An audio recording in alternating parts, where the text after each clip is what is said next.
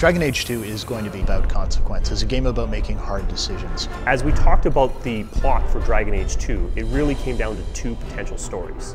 One, which felt a lot like Dragon Age Origins, and the second, which delved into a lot more about the actual lore and history of Dragon Age 2. The second option was the tougher option to tell.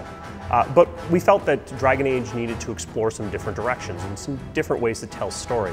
Hawke, the man or woman that the player steps into the shoes of, is a refugee, someone who escaped the Blight and spawned a legend. Hawke is going to be a different character based on the actual dialogue options you pick.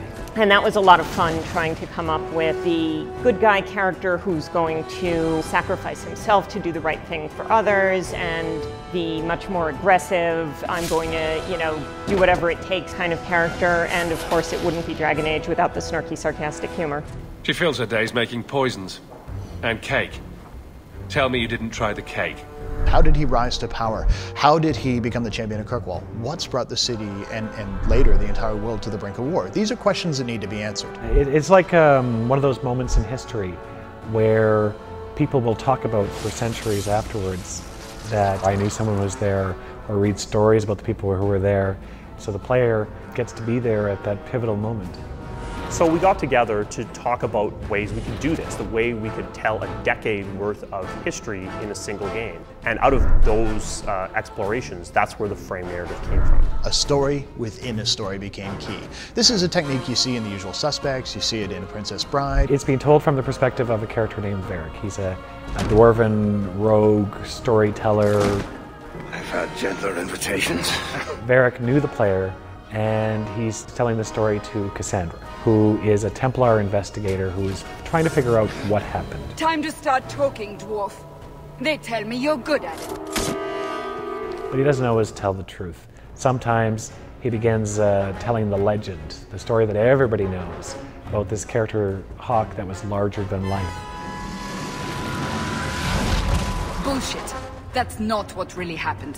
When a book or a movie does a frame narrative, the narrator knows how things are going to turn out. But in a video game, we can't know that, because the way you choose to play is going to affect the narration. And what's so very cool about this is, while we can't really take credit for frame narrative, it's been used for hundreds of years, I think this may be one of the first, the truly interactive frame narratives. Thus began the champion's first year in Kirkwall, settling his debts with the mercenaries. That's when I first met the champion. In Dragon Age Origins, you traveled across the land, but in Dragon Age 2, you're traveling through time. We're focused on a more specific area. You see it over time, you see it evolve, you see it change. This, I think, gives it more depth. Relationships can develop over a period of years rather than just weeks or months. Been a while, hasn't it? I've been keeping an eye on you. On one hand, an adventure tale isn't necessarily about romance, but on the other hand, what adventure tale, what science fiction or fantasy tale have you ever seen that didn't have some element of romance? Wait, you're not thinking of bringing feelings into this, are you?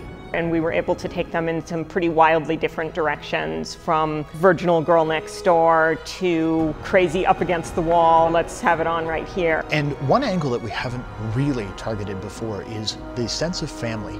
The sense that Hawke is not some character who just washed up on a beach with no history, nothing to back him up.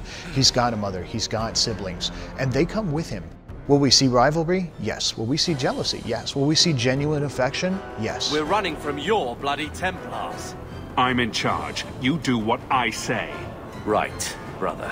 So it's obvious, well, if I'm going to become the champion of Kirkwall, why bother playing? Well, the question is, what is a champion of Kirkwall? Is there a political significance? Do I command an army? Have I got some sort of superpower that no one's told me about? And in a lot of ways, how you choose to play will help define that.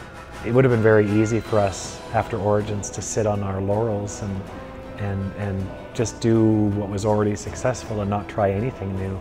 But I think the thing that Bioware does that's great is we're always interested in evolution.